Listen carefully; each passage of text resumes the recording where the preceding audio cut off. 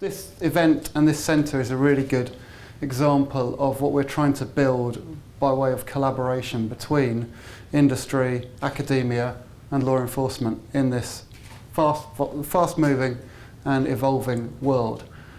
Just by way of a kind of introductory remark, Robert Mark, who was the Met Commissioner in the early 70s, wasn't renowned for leading the fight on cybercrime because nobody had invented the term in those days. But what he did say was about how policing was on the bow wave of social change.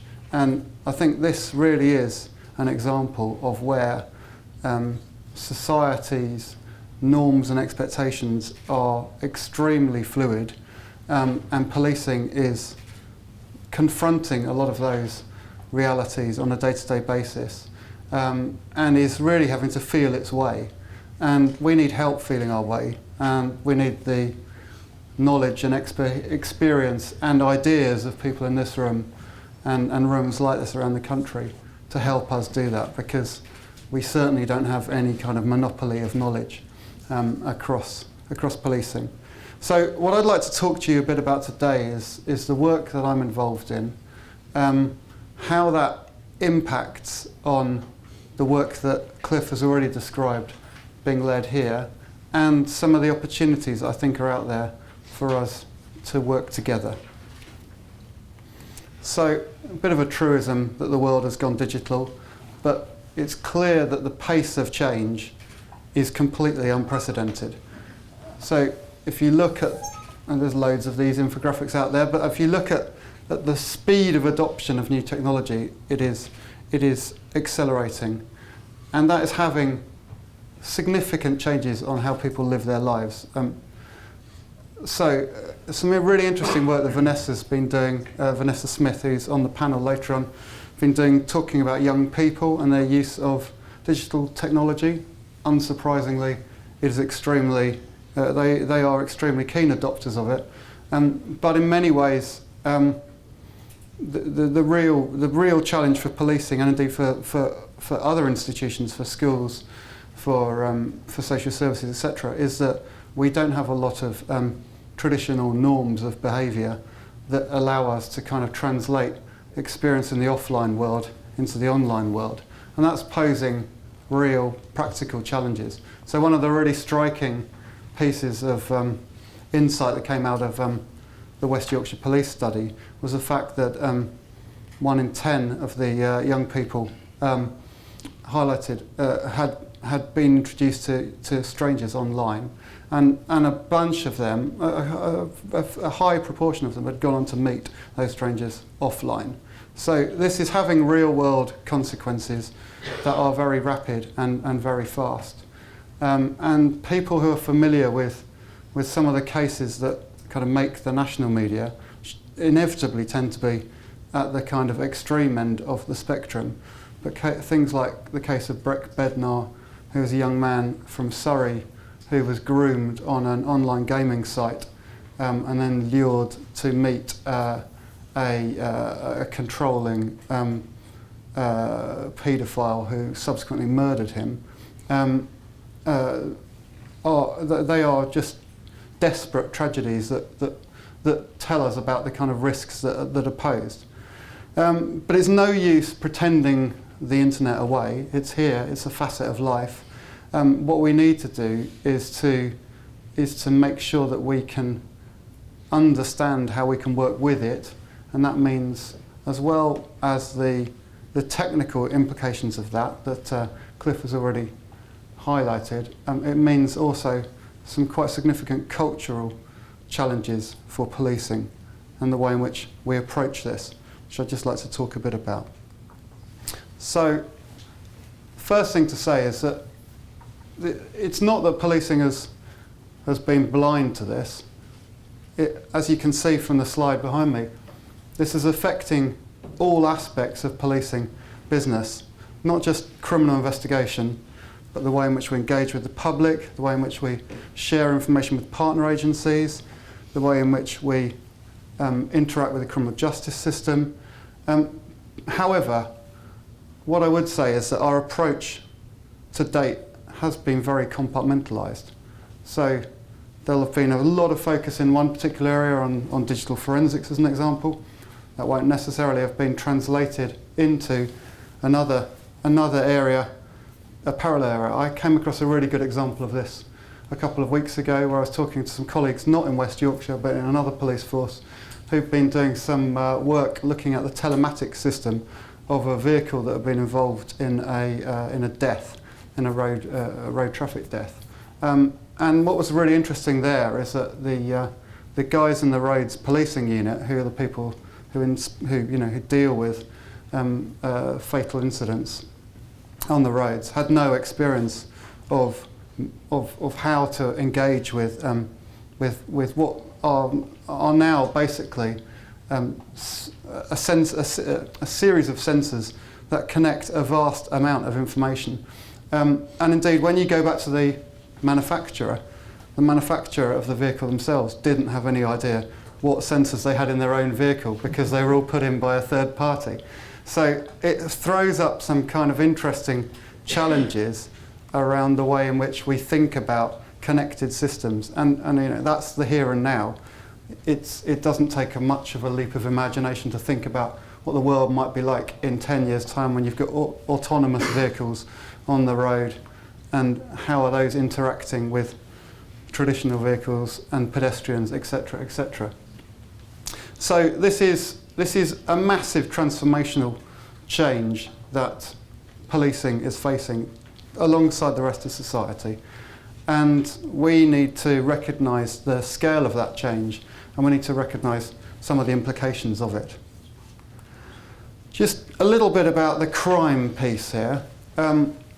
These next few slides are from my colleagues in the National Crime Agency, who are leading the cybercrime, the response to cybercrime nationally and internationally.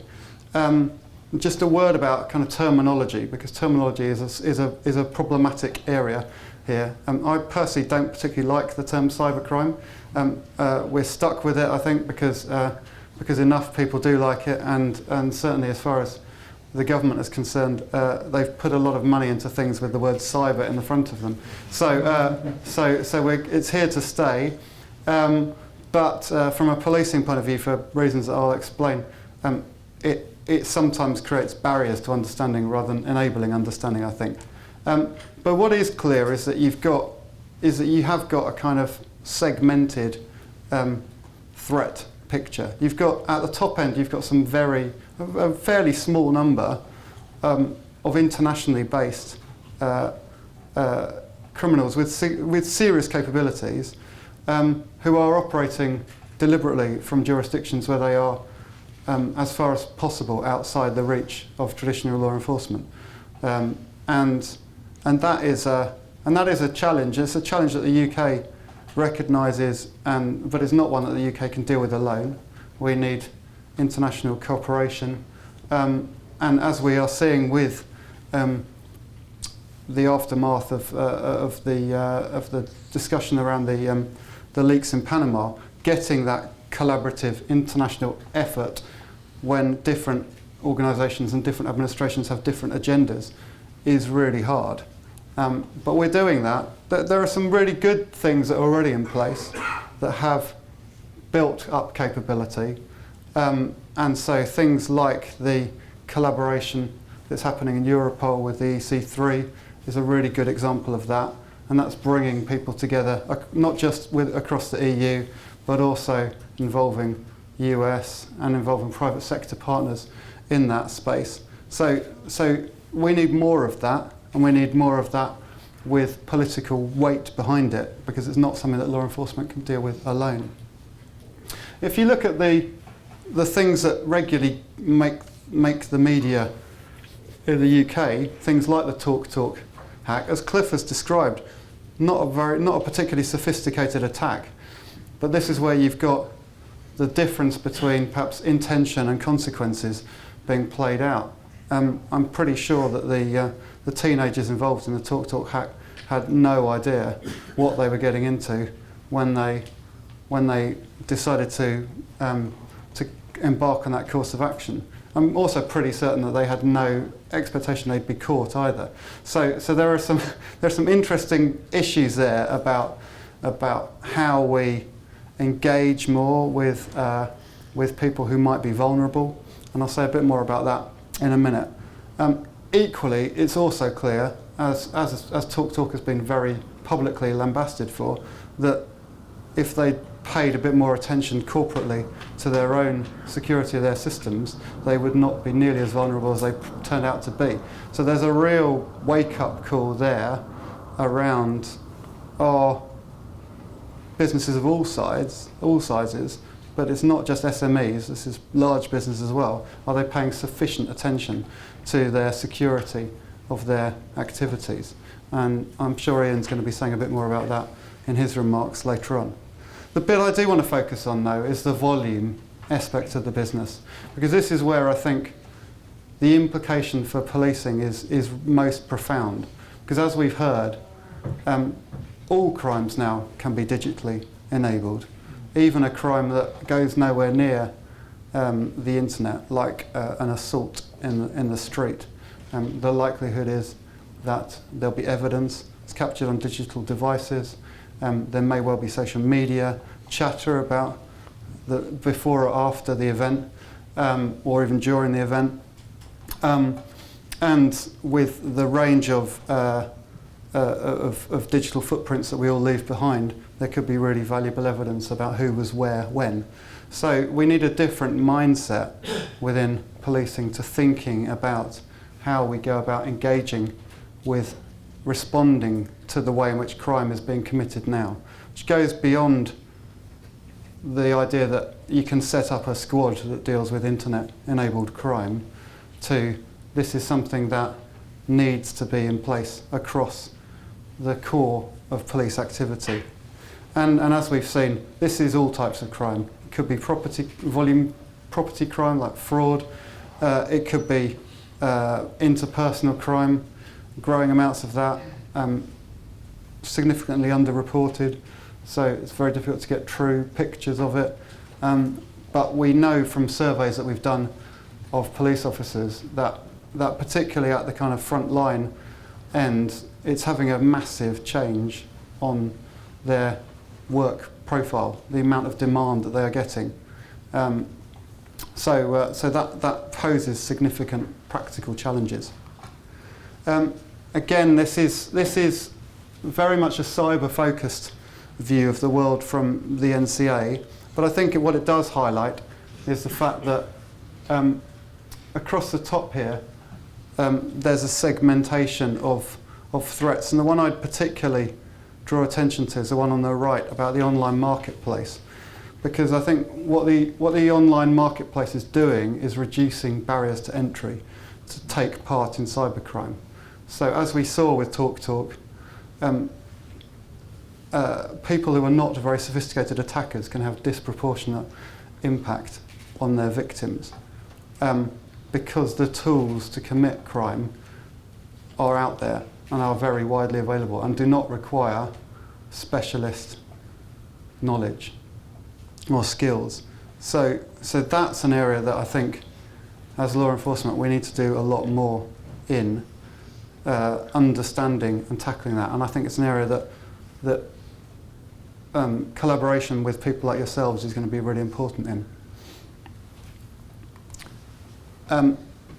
At a kind of who does what level, I think in many ways the national and international aspects are reasonably well developed in the UK. We've got a reasonably good setup. I wouldn't say it's perfect by any means, but no country has got a perfect response to this. And the UK is probably not doing badly. I think where the real challenge is one of scale and speed and volume, and that's where at a local policing level we need to focus more effort, and that's very much what we're seeking to do through the programme that I'm leading.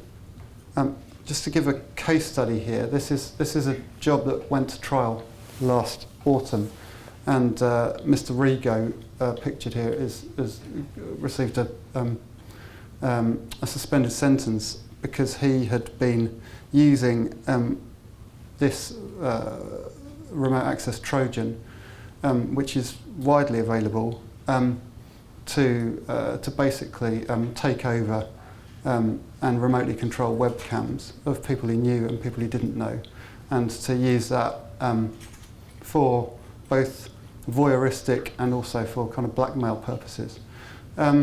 He's not a very sophisticated criminal, but he targeted at least 100 people through this in a very invasive way, and the impact on some of those victims was extremely considerable. As you can imagine, if you've got the idea that devices in your home might be monitoring you, or somebody might be using them to monitor you without your knowledge, that's a pretty intrusive breach of your own privacy, and so rightly, there is a high public expectation that policing will deal with that kind of incident seriously. So in the investigation that led to this individual being brought to court, over 100 other individuals were also found to have been purchasing and using the same Trojan to access webcams remotely, and the vast majority of them were teenagers. So most of them didn't end up in the criminal justice system, and it's probably, I don't think anybody would be suggesting that you should necessarily be taking teenagers into the criminal justice system unless you absolutely need to. But again, it highlights that fact that we need to be better at spotting the signs of the opportunities for intervention and getting in there at an early enough stage to do something about it. It seems like a pretty poor return on investment if you've got all these different law enforcement involved arresting people across multiple countries and one person's got a suspended sentence. Yeah. I wouldn't disagree with that at all. I think the issue you've got here is that the criminal justice system itself isn't necessarily set up to deal with the types of offending that's happening.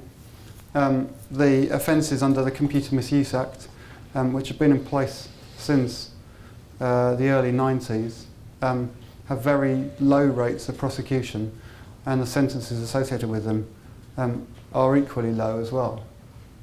Would you feel that drives cybercrime, like a perpetual notion? There's no risk, but there's sometimes a reward. So would you feel that has an impact actually on the crime itself? I'm not a criminologist, but I think I would, and I'm sure there are others in the room who are better able to comment on this than I am, but clearly the deterrent effect of the likelihood of being caught is a significant one. If the criminal justice system doesn't hand out punitive sentences to people who are brought before it, then that effect will be reduced clearly. So risk of being caught and the leniency or the severity of sentence have got to be factors. What I just say here is that whilst aspects of the challenge are definitely unprecedented,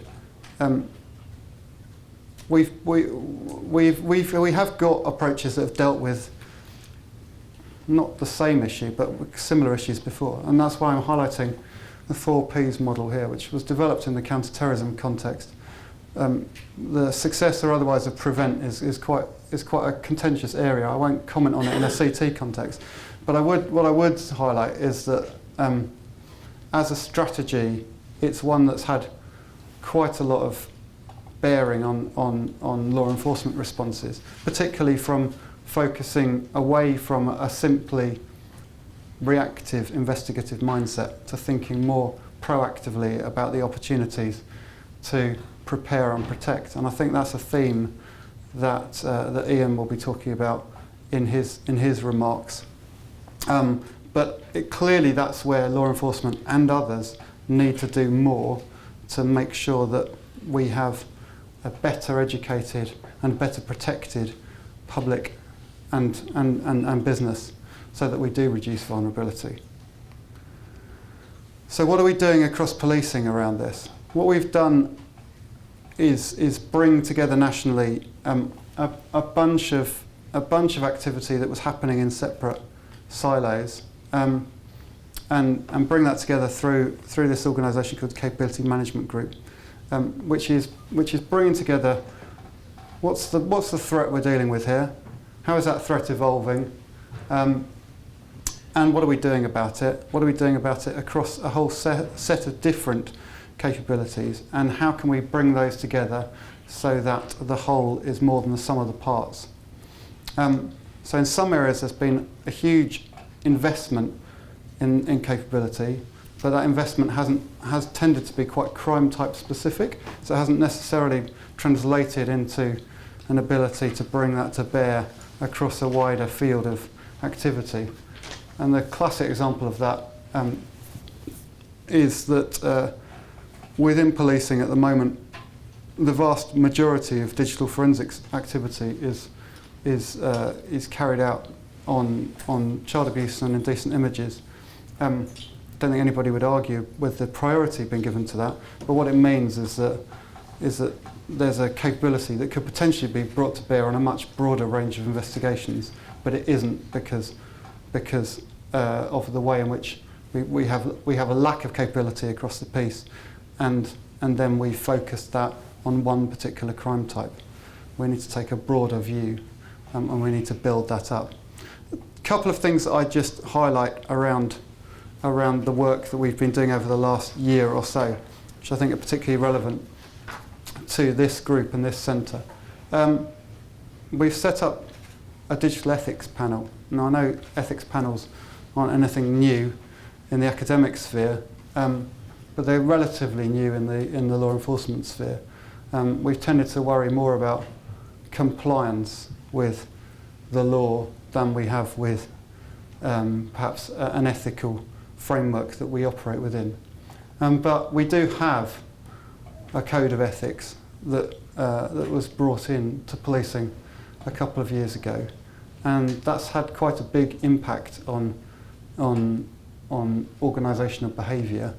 But that code of ethics was primarily brought in to deal with perceptions around historic behaviour across policing.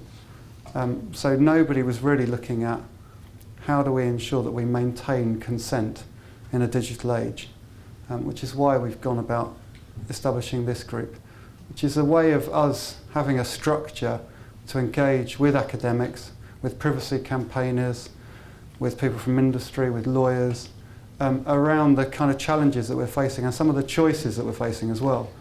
So how far do we go with particularly preemptive action as tools become more and more available that let us gather large volumes of data together. That throws up challenges that I think policing on its own is not well placed to address. So we want to bring others into the room, we want to expose them to some of the challenges we're facing, and we want to get their insight into that in order that it can help shape our response. None of that affects the fact that obviously we've got to operate within a framework that ultimately is set down by Parliament, and obviously the debates within Parliament around things like the IP bill going through at the moment are fierce and will continue, and whatever comes out of that, policing and other law enforcement agencies has got to live with that. But we need to make sure that we've got our own house in order as far as understanding the ethical implications of what we're doing. The other thing I think which might be of particular interest is CEDRIC, the Centre for Research and Collaboration, and this is intended to deal with one of the problems that we have across policing, which is that our procurement processes are fragmented, so we tend to deal with we don't tend to take a very national approach. We tend to deal with police forces dealing with multiple suppliers on quite a small scale way, which means that we probably don't get the best value for money. But that also means we're very slow at adopting things that could have wider benefit. So what we're looking at here, and we're working closely with the Home Office and others in that area, is to throw out research challenges to partners with a view to shaping what products eventually come into the market. So this isn't a novel concept. It's been around in other sectors for a number of years, but it's one that policing hasn't really made too much headway with up to now. So I think potentially it could be one where we could get wider benefit and would be of considerable interest to people here. Digital policing isn't happening in a vacuum, and it affects all of our activities.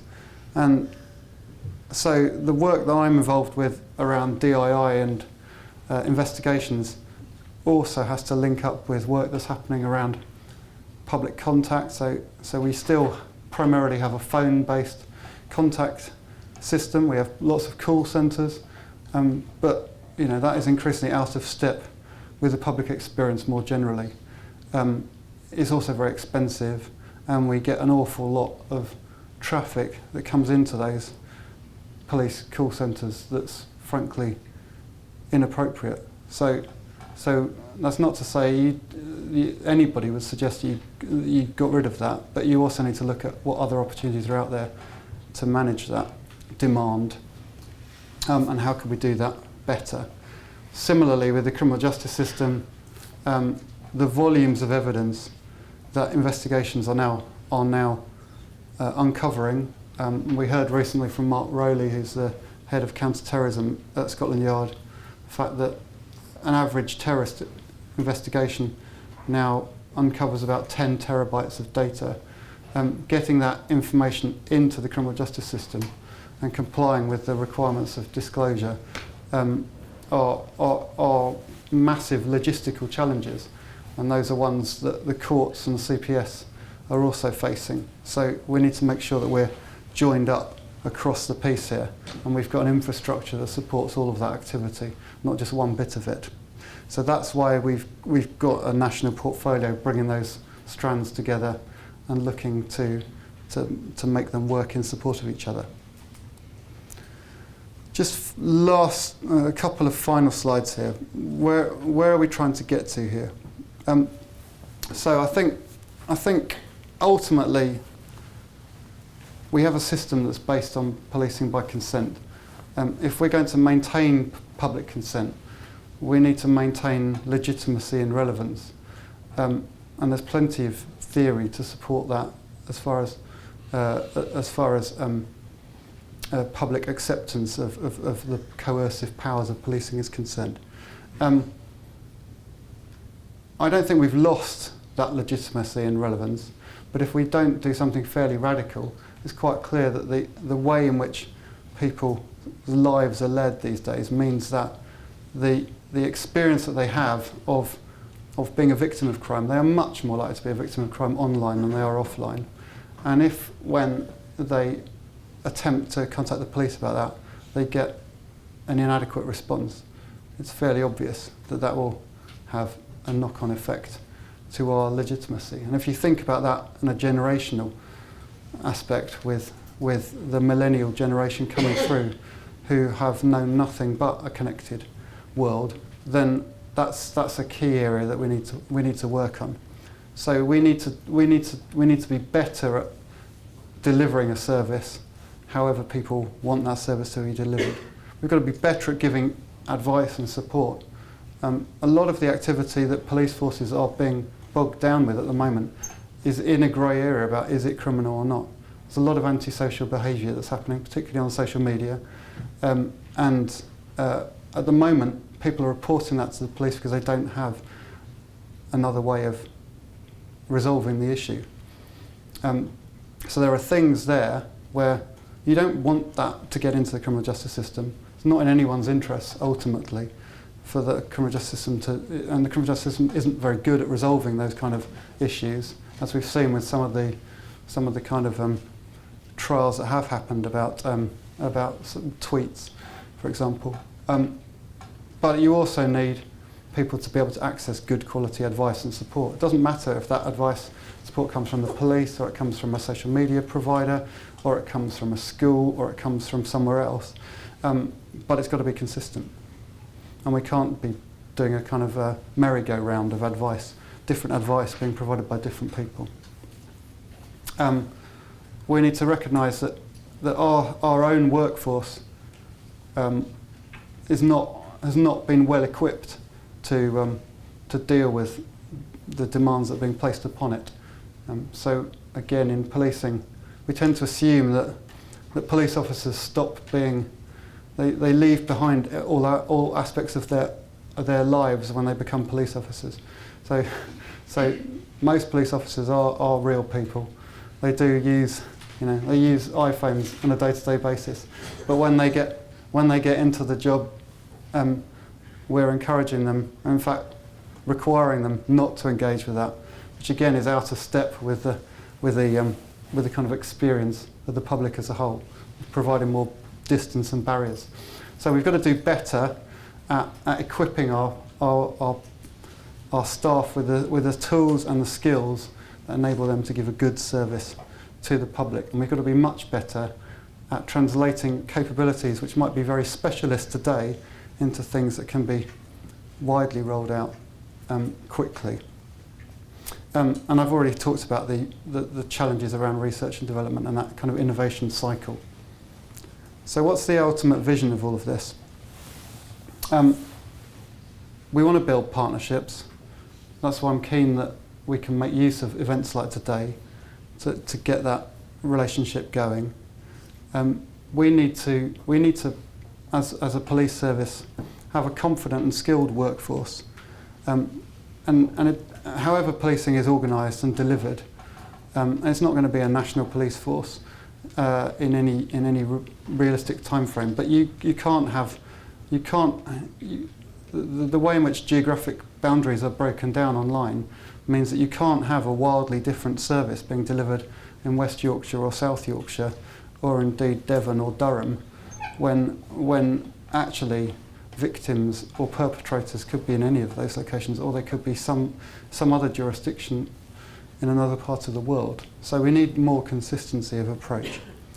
We need more agility so that we can bring to bear capabilities more quickly, and those that are expensive, things like R&D, there's no point trying to do that multiple times. We want to focus that in places that do it well.